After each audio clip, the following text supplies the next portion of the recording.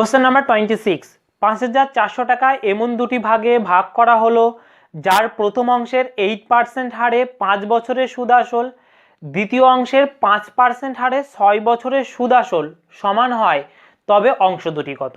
বোঝা গেল। আগের ক্ষেত্রে বলে দেওয়া ছিল যে সুদ সমান, এখানে বলে দেওয়া আছে সুদ আসল সমান। Concept similar. দেখো কিভাবে করছি। দেখো কোশ্চেন নাম্বার 26, এখানে আমি বলে দেওয়া আছে ৫,৪০০ টাকা। ৫,৪০০ টাকা ৫,৪০০ টাকাটাকে কি করা হলো, দুটো পার্টে ভাগ করা হলো, পার্ট 1 আর পার্ট 2।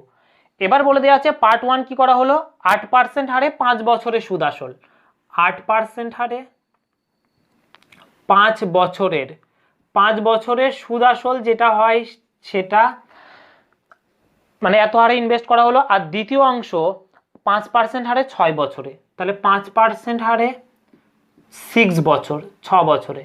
বলে দেওয়া আছে প্রথম অংশের 5% হারে 8% হারে 5 বছরের সুদ আসল যেটা হবে, দ্বিতীয় অংশের 5% হারে 6 বছরের সুদ আসল সমান হবে। তাহলে আমাকে বলছে যে কোন পার্টে কত টাকা ইনভেস্ট করা হলো। কিভাবে করবো, এখানে আমি যদি বলি এসআই, তাহলে প্রথম ক্ষেত্রে এসআই পার্সেন্টেজ, অর্থাৎ কত পার্সেন্ট সে প্রথম পার্টের মানে প্রথম পার্টের কত পার্সেন্ট সে সুদ হিসেবে পেয়েছে, তাহলে বলবে 5/8 40%। একই রকমভাবে যদি বলি দ্বিতীয় পার্টের কত অংশ বা কত পার্সেন্ট সে সুদ হিসেবে পেয়েছে, তাহলে বলবে 5/6 30%। 5/6 হলো 30% সে সুদ হিসেবে পেয়েছে। তাহলে প্রথম অংশের যদি 40% সুদ পায়, তাহলে তার অ্যামাউন্ট এখন দাঁড়িয়েছে কত। আমি অলওয়েজ বলেছি যে প্রিন্সিপাল মানে আমাদের ধরে নিতে হবে কত, 100%। এবারে বলবে এখানে তো প্রিন্সিপাল ৫,৪০০ দেওয়াই আছে, বোঝা গেল। আমরা প্রিন্সিপাল মানে 100% ধরে নেবো, এই যে প্রিন্সিপালটা এটা মানে 100%। এবারে প্রিন্সিপাল মানে হলো যদি 100% ধরে নিই, যে প্রথম এই দ্বিতীয় এই প্রথম ক্ষেত্রে প্রিন্সিপাল যদি 100%, তাহলে 100% প্রিন্সিপালের সঙ্গে 40% সুদ যদি অ্যাড করি, তাহলে সুদ আসল সহ সুদ আর আসল মিলিয়ে অর্থাৎ অ্যামাউন্ট সুদ আসল কত পার্সেন্ট হয়ে গেল, 140% হয়ে গেল কিনা, 140% হয়ে গেল। এটা আমি এইভাবেই লিখে রাখি যাতে ভালো বুঝতে পারো। 100% হলো আসল প্লাস 40% হলো সুদ, তাহলে মোট হয়ে গেল অ্যামাউন্ট কত, 140%। একই রকমভাবে দ্বিতীয় ক্ষেত্রেও তাই, দ্বিতীয় ক্ষেত্রেও অ্যামাউন্ট কি হলো, 100% আসল আর 30% সুদ পেয়েছে, তাহলে তার অ্যামাউন্ট দাঁড়িয়ে গেল 130%। বোঝা গেল। এবার এটাই বলে দিয়েছে যে প্রথম ক্ষেত্রে সুদ আসল আর দ্বিতীয় ক্ষেত্রে সুদ আসল সমান, তাহলে প্রথম ক্ষেত্রে সুদ আসল সহ অ্যামাউন্ট কত, তাহলে প্রথম ক্ষেত্রে মানে ধরো পি টাকা ইনভেস্ট করেছিল, এবার যখন সেটা পি টাকার 100 সুদ সহ সেটা 140% হয়ে গেল, তাহলে পি টাকার 140%। এখানে যে টাকাটা হলো এটা সুদ আসল টাকা, প্রথম ক্ষেত্রে সুদ আসল টাকা। একই রকমভাবে দ্বিতীয় ক্ষেত্রে সুদ আসল টাকা কি হবে, P2 ইন্টু 130%, P2 ইন্টু 130%। আর এই দুটো টাকার পরিমাণই আমায় কি বলে দেওয়া আছে, সমান বলে দেওয়া আছে এই দুটো টাকার পরিমাণ, তাহলে এই দুটো টাকার পরিমাণ ইকুয়াল সাইন দিতে পারি। তাহলে দেখো এখানে যদি আমি ক্যান্সেল করি, তাহলে ক্যান্সেল করি এই শূন্য শূন্য ক্যান্সেল হয়ে যাবে, আর শূন্য আর পার্সেন্টেজে, তাহলে P1/P2 ইকুয়াল টু কি হয়ে যাবে, 13/14। অর্থাৎ প্রথম পার্ট সে 13 ইউনিট ইনভেস্ট করেছে আর দ্বিতীয় পার্ট সে 14 ইউনিট ইনভেস্ট করেছে। এবারে আমি তো টোটালটা ভ্যালু জানি, আমাকে বলেছে কোন পার্টে কত টাকা। এবারে কি করব, তার মানে এই যে 13 ইউনিট আর 14 ইউনিট, তাহলে টোটালে কত হলো বলো, টোটালে হয়ে গেল 27 ইউনিট। 27 ইউনিট যার ভ্যালু বলে দেওয়া আছে ৫,৪০০ টাকা। তাহলে এখান থেকে বুঝতে পারছি যে 1 ইউনিট ইকুয়াল টু কত, 27 দুগুণে 54, তাহলে 200 টাকা। তাহলে 1 ইউনিট ইকুয়াল টু যদি 200 টাকা হয়, তাহলে 13 ইউনিট ইকুয়াল টু কি হয়ে যাবে, 1300 টাকা, সরি 2600 টাকা, 13 দুগুণে 2600 টাকা। 13 ইউনিট ইকুয়াল টু কত টাকা হয়ে যাবে, 2600 টাকা, যেটা প্রথম পার্ট। আর 14 ইউনিট ইকুয়াল টু কত টাকা হয়ে যাবে, 14 দুগুণে 2800 টাকা হয়ে যাবে, 2800 টাকা, যেটা দ্বিতীয় পার্ট। তাহলে 2600 আর 2800 এটা আমাদের অ্যান্সার হয়ে যাবে, এই যে যেটা হলো 2600 অ্যান্ড 2800, যেটা কোন অপশনে আছে 2600 অ্যান্ড 2800, দেখো অপশন বি হয়ে যাবে আমাদের সঠিক অ্যান্সার। বোঝা গেল। আর রেশিও দিয়েও করতে পারতাম, এটা তো খুবই সহজ পদ্ধতি, আর অন্য কিছু ভাবার দরকার নেই। আরেকটা যেটা আমি দেখো এই বিষয়টা বলে দিই, কি এখানে 13:14 অনুপাতে ভাগ হবে, তাহলে তুমি যদি অপশনগুলো দেখতে যে কোন অপশনটা 13:14 আছে, তুমি দেখতে যে একমাত্র অপশন বি রয়েছে 13:14, অপশন বি রয়েছে 13:14। অপশন বিতে কিভাবে আছে, এরকম ভাবে আছে, এইটা রেশিও 2800, তাহলে এই দুটো শূন্য ক্যান্সেল করলে দেখো 13:14 হচ্ছে, তার মানে অপশন বি হবে আমাদের সঠিক অ্যান্সার। এরকমভাবে অপশন থেকে আমাদের অ্যান্সার টিক করা যায়। বোঝা গেল কোশ্চেন নাম্বার 26। চলে আসো কোশ্চেন নাম্বার 27। বুঝতে পারছো তো? খুব খুব ইম্পর্টেন্ট অঙ্ক কিন্তু হচ্ছে আজকে, আর যেটা খুব ভালো করে বুঝে নিতে হবে। আশা করছি বুঝতে পারছো যেভাবে আমি বলছি। Question number 27। আমি কিন্তু অলওয়েজ খুব ধীরে ধীরে করে বলি, অলওয়েজ আমার এটাই বৈশিষ্ট্য, আমি ধীরে ধীরে করে বলি, খুব ভালো করে বুঝে নেবে। কোশ্চেন নাম্বার 23 দেখো বলি। কোশ্চেন নাম্বার 23ও একই রকম কনসেপ্টের উপরে ডিপেন্ড করে বলে দিয়েছে, এক ব্যক্তি 82,000 টাকা 10 বছর আর 14 বছর বয়সী দুই পুত্রের নামে এমনভাবে রাখলেন যে 20 বছর বয়সে, যখন তাদের বয়স 20 বছর হলো, 20 বছর বয়স হলে তারা সুদে আসলে সমান টাকা পাবে। ব্যাংকের সুদের হার 8% হলে বড় ছেলের নামে কত টাকা রেখেছিল, এটা বের করতে বলেছে। তাহলে সে যে টাকা রেখেছে 82,000 টাকা 10 বছর আর 14 বছর বয়সী দুই ছেলের নামে রেখেছে। বোঝা গেল? 82,000 টাকা। কোশ্চেন নাম্বার কত? Question number 27। কোশ্চেন নাম্বার 27 কত টাকা? 82,000 টাকা। 82,000 টাকা সে দুটো পার্টে ভাগ করেছে, দুটো পার্টে ভাগ করেছে, P1 আর P2 দুটো পার্টে। বড় ছেলে আর ছোট ছেলে দুটো ছেলের নামে রেখেছে। ধরো P1 মানে প্রথম ছেলের বয়স হলো কত বছর? প্রথম ছেলের বয়স হলো 14 বছর। আমি এটা বড়টা দিয়ে দিই তাহলে ভালো বুঝতে পারবে। প্রথম ছেলের বয়স হলো 14 বছর, আর বড় ছেলের বয়স হলো 14 বছর, আর ছোট ছেলে হলো কত বছর? 10 বছর, তাই তো? এবারে এদের বয়স যখন কত বছর হবে? এদের বয়স যখন 20 বছর হবে, দুজনেরই বয়স যখন 20 বছর হবে, এর বয়সে যখন 20 বছর হবে, এর বয়সে যখন 20 বছর হবে, তখন তারা যে টাকাটা রেখেছে সেই টাকার সুদ আসল সহ তারা সমান পরিমাণ টাকা পাবে, এই বিষয়টা বলে দেওয়া আছে। তাহলে যদি এই যে 14 বছর বয়সী যে ছেলের নামে রেখেছে সেই ছেলের বয়স যখন 20 বছর হবে, তাহলে 14 বছর থেকে 20 বছর মানে তার টাকাটা, অর্থাৎ বড় ছেলের টাকাটা কত বছর ইনভেস্ট করা হলো? 14 থেকে 20 মানে 6 বছরের জন্য ইনভেস্ট করা হলো, তাই না? আর ছোট ছেলের টাকাটা কত বছরের জন্য ইনভেস্ট করা হলো?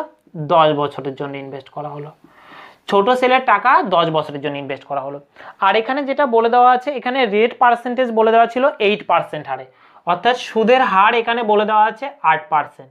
সে 8% সুদে টাকাটাকে ইনভেস্ট করেছে। তাহলে আমাকে জিজ্ঞাসা করেছে যে বড় ছেলে নামে কত টাকায় রেখেছিল। আমরা দুটোই বের করব, আমাদের যে কোনোটা জিজ্ঞাসা করতে পারে পরীক্ষায়। তাহলে কিভাবে করবো দেখো, খুব ভালো করে লক্ষ্য করো।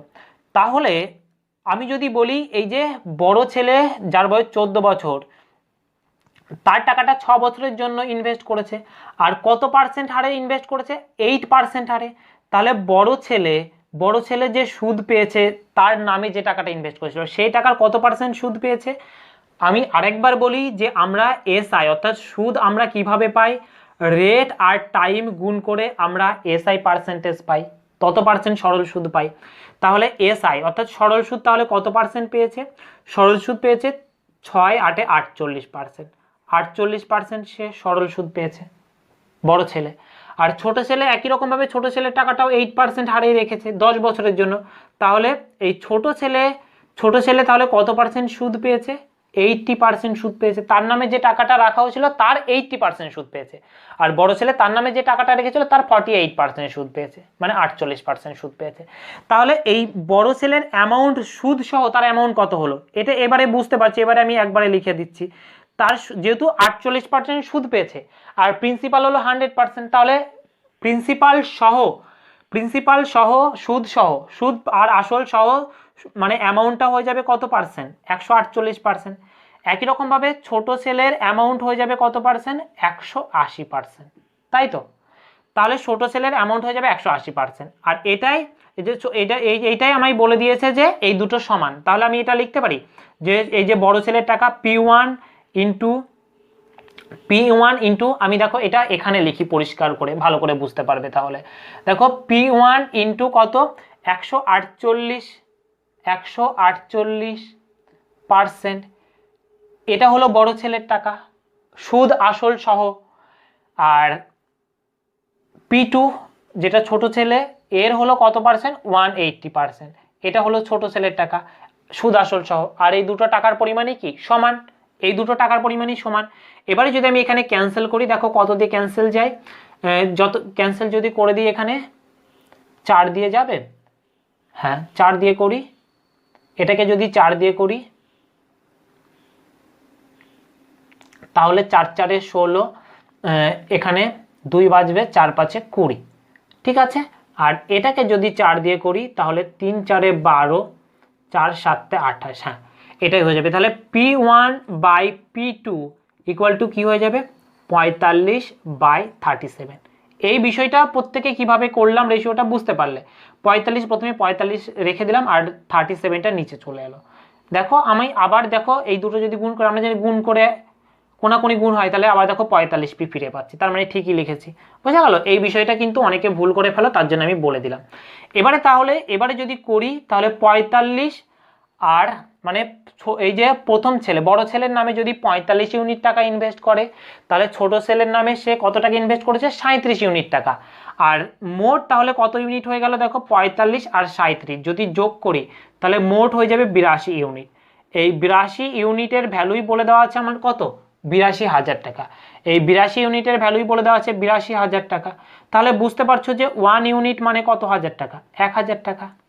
1 ইউনিট মানে 1,000 টাকা। তাহলে বড় ছেলের নামে কত হাজার টাকা রেখেছে 45,000 টাকা রেখেছে, আর ছোট ছেলের নামে কত টাকা রেখেছে 37,000 টাকা রেখেছে। ছোট ছেলের নামে 37,000 টাকা রেখেছে। বোঝা গেল? বড় ছেলের নামে তাহলে 45,000 টাকা রেখেছে, যেটা হয়ে যাবে অপশন সি হয়ে যাবে আমাদের সঠিক অ্যান্সার। বুঝতে পারলে? খুব গুরুত্বপূর্ণ অঙ্ক কিন্তু কোশ্চেন নাম্বার 27। বোঝা গেল? সত্যি বলতে আজকের ক্লাসের প্রত্যেকটা অঙ্কই দারুণ, খুব গুরুত্বপূর্ণ, আর যেটা বারবার পরীক্ষাতে আসে। বুঝতে পারলে? তাই মুছে দিলাম, কিন্তু বুঝতে পেরেছো আশা করি। নেক্সট চলে আসি কোশ্চেন নাম্বার 27 করলাম, এবার কোশ্চেন নাম্বার 28। কোশ্চেন নাম্বার 28 চলে আসো। সুদের হার 5% বৃদ্ধি পেলে 1,000 টাকার কত বছরের সরল সুদ 80 টাকা হবে? বলছে আগে যেটা সুদের হার ছিল তার থেকে 5% বেড়ে গেছে, তাহলে 1,000 টাকাতে কত বছরে 80 টাকা বেশি সুদ পাবে? খুব সহজ অঙ্ক, মুখে মুখে হয়ে যাবে, এটা করতে লাগে না। কিভাবে করব দেখো, 5% সুদের হার বৃদ্ধি পেয়েছে, তাহলে 5% বৃদ্ধি পেয়েছে মানে কি? কোশ্চেন নাম্বার 28, 5% সুদের হার বৃদ্ধি পেয়েছে, তাহলে 5% বৃদ্ধি পেয়েছে। তাহলে 5% বৃদ্ধি মানে কি? 5% বৃদ্ধি মানে হলো 100 টাকায় 5 টাকা বেড়ে গেছে। তাহলে 100 টাকায় যদি 5 টাকা বেড়ে যায়, সেই ব্যক্তি 1,000 টাকা ইনভেস্ট করেছে, তাহলে এখন প্রতি বছরে কত টাকা বেশি পাচ্ছে? তাহলে 100 টাকায় যদি 5 টাকা বেড়ে যায়, তাহলে 1,000 টাকায় স্বাভাবিকভাবেই 50 টাকা, তাই না?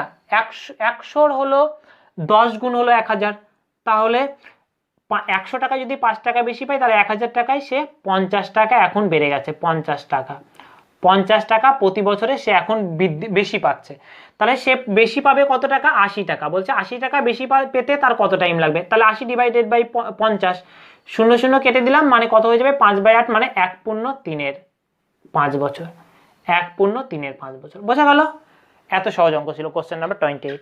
চলে আসো কোশ্চেন নাম্বার 29, মুছে দিলাম কোশ্চেন নাম্বার 28, খুব সহজ অঙ্ক। কোশ্চেন নাম্বার 29 চলে আসো। কোশ্চেন নাম্বার 29 বলেছে সুদের হার 2% বাড়লে কোনো টাকায় 10 বছরের সুদ 100 টাকা বেশি পাওয়া যায়, তাহলে সেই টাকাটা কত টাকায় 10 বছরের সুদ 100 টাকা বেশি পাওয়া যায়? মানে সুদ 100 টাকা যদি বেশি পাওয়া যায়, তাহলে সেই টাকার পরিমাণটা কত, এটা আমায় বের করতে বলেছে। বুঝতে পারলে কোশ্চেনটা? আরেকবার বলি, যে সুদের হার 2% বেড়ে গেল, তাহলে কত টাকায় 10 বছরের সুদ 100 টাকা বেশি পাওয়া যাবে, মানে প্রিন্সিপালটাকে বের করতে বলেছে। কোশ্চেন নাম্বার 29, এখানে সুদের হার বেড়ে গেছে হলো 2% করে, 2% করে বেড়ে গেছে, তাহলে কত টাকায় 10 বছরের সুদ 100 টাকা হবে? তাহলে 2% যদি বেড়ে যায় সুদের হার, আর সেটা 10 বছর ধরে বাড়ছে, তাহলে 10 বছরে মোট কত পার্সেন্ট পাবে? আগের থেকে মোট 20% বেশি পাবে। 2% সুদের হার বেশি বেড়ে গেছে, আর টাকাটাকে ইনভেস্ট করা হয়েছে 10 বছরের জন্য, তার মানে 10 বছর ধরে সে 2% করে বেশি পাবে। তাহলে মোট বেশি পাবে কত পার্সেন্ট? 20%। মোট বেশি পাবে 20%, আর এটাই বলে দেওয়া আছে যে সে বেশি পেয়েছে 100 টাকা। আমি দেখলাম পার্সেন্টের দিক থেকে 20% বেশি পাবে, আর অ্যামাউন্টের দিক থেকে সেটা প্রশ্নে বলা আছে 100 টাকা। তাহলে বলতে পারি 20% ইকুয়াল টুই হলো 100 টাকা। আমাকে প্রিন্সিপাল বের করতে বলেছে, আর প্রিন্সিপাল মানে তো 100%। তাহলে এখান থেকে আমি যদি করি, তাহলে 1% ইকুয়াল টু কত? 5 20 100, তাহলে 5 টাকা 1% ইকুয়াল টু, তাহলে 100% ইকুয়াল টু 500 টাকা। বুঝতে পারছো? খুব ইজি অঙ্ক। Question number 29। চলে আসো question number 30। Question number 30 similar অঙ্ক দেখো, বলেছে সুদের হার 2% বাড়লে 6,000 টাকায় 3 বছরে কত টাকা বেশি সুদ পাওয়া যাবে? তাহলে 2% বেড়ে গেছে, 6,000 টাকায় 3 বছরের সুদ বেশি কত টাকা পাবে এটা আমায় বের করতে বলেছে। দেখো এখানেই করে দিই, 30 নম্বর অঙ্ক। তাহলে 2% সুদের হার বেড়ে গেছে, আর এটা কত বছর? 3 বছরে। তাহলে 3 বছরের জন্য ইনভেস্ট করা হয়েছে 6,000 টাকাকে, তাহলে 6,000 টাকা, প্রিন্সিপাল হলো 6,000 টাকা, 6,000 টাকা সে ইনভেস্ট করেছে, আর সুদের হার 2% বেড়ে গেছে, 3 বছর ধরে টাকাটাকে ইনভেস্ট করে রেখেছে। তাহলে 3 বছরে মোট কত টাকা বেশি পাবে, মানে কত পার্সেন্ট বেশি সুদ পাবে? 6% বেশি সুদ পাবে, তাই না? তাহলে কি 6,000-এর 6% বেশি সুদ পাবে। তাহলে 6,000-এর 6% মানে কি? 6,000-এর 6% মানে কি? এটা তো মনে মনেই ক্যালকুলেশন করা যায়, যাবে কি না? দেখো আমি করি, এই 2 0 ক্যান্সেল করে দিলাম, তাহলে 6 6 36 মানে 360 টাকা। তাহলে সে হলো কি 360 টাকা এবারে সে বেশি সুদ পাচ্ছে, মানে কোশ্চেন অপশন নাম্বার এ হয়ে যাবে সঠিক অ্যান্সার। চলে আসি কোশ্চেন নাম্বার 31-এ চলে আসো। বোঝা গেল? দুটো খুব সহজ অঙ্ক ছিল, কোশ্চেন নাম্বার 29 আর 30। নেক্সট কোশ্চেন নাম্বার 31 দেখো, বলে দিয়েছে এক ব্যক্তি কোনো ব্যাংকে 10 বছরের জন্য 10,000 টাকা ও 20,000 টাকা আলাদাভাবে জমা রেখে দেখলেন যে সুদের পার্থক্য 5,000 টাকা হয়েছে, তাহলে সুদের হার কত? কোনো একজন ব্যক্তি একই ব্যাংকে 10 বছরের জন্য 10,000 টাকা আর 20,000 টাকা আলাদা আলাদাভাবে জমা রেখে দেখলেন যে তিনি যে টাকাটা বেশি রেখেছিল সেই বেশি টাকা থেকে সে 5,000 টাকা বেশি সুদ পাচ্ছে। বলে দিয়েছে যে দুটো সুদের পার্থক্য 5,000, তার মানে সে যে বেশি টাকাটা রেখেছিল সেখানে 5,000 টাকা বেশি সুদ পেল। কত বছরে? 10 বছরে। তাহলে সুদের হার কত এটা আমায় জিজ্ঞাসা করেছে। কিভাবে করব দেখো, বলে দিয়েছে যে অবশ্যই সে বেশি টাকাটা থেকে 5,000 টাকা সুদ পেয়েছে। এবার সে দুটো ব্যাংকেই, মানে প্রথম ক্ষেত্রে একই ব্যাংকে প্রথম ক্ষেত্রে 10,000 টাকা জমা রেখেছে, আর দ্বিতীয় ক্ষেত্রে 10,000 প্লাস আরো 10,000, মানে আরো 10,000 এক্সট্রা রেখেছে, 20,000 টাকা রেখেছে। তাহলে এই যে 10,000 টাকাটা এক্সট্রা রাখলো, ওই 10,000 টাকার জন্যই তো সে 5,000 টাকা এক্সট্রা পেলো, তাই না? 10,000 টাকার জন্যই তো সে 5,000 টাকা এক্সট্রা সুদ হিসেবে পেলো। তাহলে কিভাবে করতে পারি দেখো, কোশ্চেন নাম্বার 31, সে এই যে 10,000 টাকা দ্বিতীয় ক্ষেত্রে 10,000 টাকা এক্সট্রা রেখেছে। বুঝে গেল? আমি আগে এইভাবে বলে নিই, তারপরে আমি বলছি আর কি পদ্ধতিতে করতে পারি। এই 10,000 টাকা এক্সট্রা রাখার জন্যই সে 5,000 টাকা সুদ হিসেবে পেয়েছে, 5,000 টাকা সুদ হিসেবে পেয়েছে। তাহলে 10,000 টাকায় যদি 5,000 টাকা সুদ পায়, তাহলে মোট কত পার্সেন্ট সুদ পেল? মোট তাহলে কত পার্সেন্ট সুদ পেল? তাহলে শতকরা সে কত সুদ পেল? শতকরা সে সুদ পেল, এই যে যদি করি এখানে দেখো, শূন্য, এই 2 0 ক্যান্সেল, এই 2 0 এই 2 0 ক্যান্সেল, তার মানে সে মোট 50% সুদ হিসেবে পেয়েছে, 50%। সে মোট প্রিন্সিপাল অর্থাৎ 10,000-এ সে 10,000 থেকে সে যে 5,000 টাকা পেলো সেটা 50% সুদ হিসেবে পেয়েছে। এবার টাকাটা যেহেতু মোট 50% পেয়েছে, এবার টাকাটা যেহেতু 10 বছরের জন্য ইনভেস্ট করা হয়েছে, তাহলে প্রত্যেক বছর সুদ কত হবে? তাহলে প্রত্যেক বছর সুদ হয়ে যাবে, মানে রেট পার্সেন্টেজ কি হয়ে যাবে? রেট পার্সেন্টেজ কি হয়ে যাবে? 50%। এটাকে আমরা বের করব, যেহেতু কত বছরের জন্য? 10 বছরের জন্য জমা রেখেছে, বাই 10, মানে হলো কত পার্সেন্ট হয়ে যাবে? 5%। বোঝা গেল? এটা একটা পদ্ধতি গেল, যেটা খুবই সহজ পদ্ধতি এবং শর্ট পদ্ধতি, আশা করি বুঝতে পেরেছো। আর যদি বুঝতে না পারো দেখো আমি পাশে একটা পদ্ধতি বলছি, তাহলে এটা দেখো। ধরো প্রথম ক্ষেত্রে সে 20,000 টাকা জমা রাখলো, এই দেখো 20,000 টাকা জমা রাখলো, কত বছরের জন্য? 10 বছরের জন্য। আর এইটা হয়ে যাবে আর পার্সেন্ট হারে, এইটা হয়ে গেল প্রথম ক্ষেত্রের সুদ, এটা হলো প্রথম ক্ষেত্রের সুদ। একই রকমভাবে দ্বিতীয়, আমি ধরে নিলাম যে দ্বিতীয় ক্ষেত্রে সে 10,000 টাকা জমা রেখেছে, এখানেও 10 বছরের জন্য কত পার্সেন্ট সুদে? আর পার্সেন্ট সুদে। আর এইটা হলো দ্বিতীয় ক্ষেত্রের সুদ। আর এই দুটো সুদের পার্থক্যই কি বলে দিয়েছে? এই দুটো ক্ষেত্রে সুদের পার্থক্যই বলে দিয়েছে 5,000 টাকা। বুঝতে পারলে? এবারে যদি ক্যালকুলেশন করি দেখো আমাদের হয়ে যাবে, এই 0 ক্যান্সেল করলাম, এই 0 ক্যান্সেল করলাম, তাহলে এখানে দেখো 2,000 আর মাইনাস 1,000 আর ইকুয়াল টু হচ্ছে 5,000। তাহলে এখান থেকে 1,000 মানে 1,000 আর ইকুয়াল টু হয়ে যাবে 5,000। এই 3 0 কার্ড ক্যান্সেল করে দিলাম, তাহলে আর ইকুয়াল টু হয়ে যাচ্ছে 5%। বুঝতে পারলে? এরকম ভাবেও করতে পারি, এরকম ভাবেও করতে পারি। এটা তো খুবই বুঝতে পারছো তো এই পদ্ধতিটা, তাহলে এইভাবে করাটাই বেশি ভালো হবে, মানে অনেক শর্ট টাইমে, কম টাইমে হয়ে যাবে। বুঝে গেল? Question number 31। চলে আসো কোশ্চেন নাম্বার 32। খুব সহজ অঙ্ক ছিল কোশ্চেন নাম্বার 31। কোশ্চেন নাম্বার 32, চলে আসো কোশ্চেন নাম্বার 32। বলে দিয়েছে কোনো এক ব্যক্তি ব্যাংকে আলাদা খাতে 15,000 টাকা করে যথাক্রমে 6 বছর ও 5 বছরের জন্য 8% হারে জমা রাখলেন। মেয়াদ শেষে ওই ব্যক্তির সুদের পার্থক্য কত হবে? দেখো কিভাবে করব, খুব ভালো করে বোঝো এটা। বলে দিয়েছে কোনো একজন ব্যক্তি 15,000 টাকা কোনো একজন ব্যক্তি ব্যাংকে আলাদা খাতে 15,000 টাকা করে জমা রাখলেন, মানে দুটো ক্ষেত্রেই 15,000 টাকা জমা রাখলেন। দেখো আমি বলি বিষয়টা লিখি, 32, মানে প্রথম ক্ষেত্রেও তিনি 15,000 টাকা জমা রাখলেন, কত বছরের জন্য? 6 বছরের জন্য, 6 বছরের জন্য 8% সুদে, 8% সুদে।